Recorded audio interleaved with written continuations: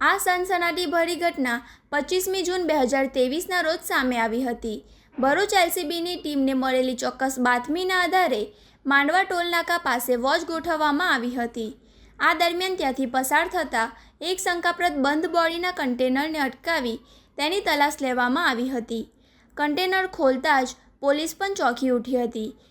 તેમાંથી વિદેશી દારૂની નાની મોટી કુલ 56,640 બોટલો મળી આવી હતી, જેની બજાર કિંમત 1.27 કરોડ જોવા મળી હતી. પોલીસે દારૂના જથ્થા સહિત કન્ટેનર મળીને કુલ 1.47 કરોડનો મુદ્દેમાલ જપ્ત કરીને કાયદેસરની કાર્યવાહી હાથ ધરી હતી. દરોડા વખતે પોલીસને ઘટના સ્થળથી કન્ટેનર ચાલક જગદીશ માનાભાઈ રામ બિશ્નોઈને રંગે હાથે ઝડપી પાડ્યો હતો.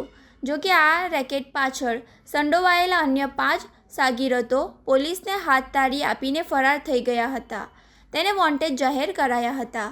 પકડાયેલા આરોપી વિકાસ હાપુરામ ખિજ્જર મૂળ રાજસ્થાનના વતની છે અને હાલ વડોદરાના કોયલી ખાતે આશરો લઈ રહ્યો હતો. અંકલેશ્વર બી ડિવિઝન પોલીસે પ્રોહિબિશન એક્ટ હેઠળ નોંધાયેલા આ ગુનામાં આરોપીની વડોદરાથી ટ્રાન્સફર વોરંટના આધારે વિધિવત અટકાયત કરી છે. આ મસમોટા દારૂના નેટવર્કના તાર ક્યાં ક્યાં જોડાયેલા છે અને અન્ય વોન્ટેડ આરોપીઓ ક્યાં છુપાયા છે તે દિશામાં પોલીસે તમામ ચક્રો ગતિમાન કર્યા છે.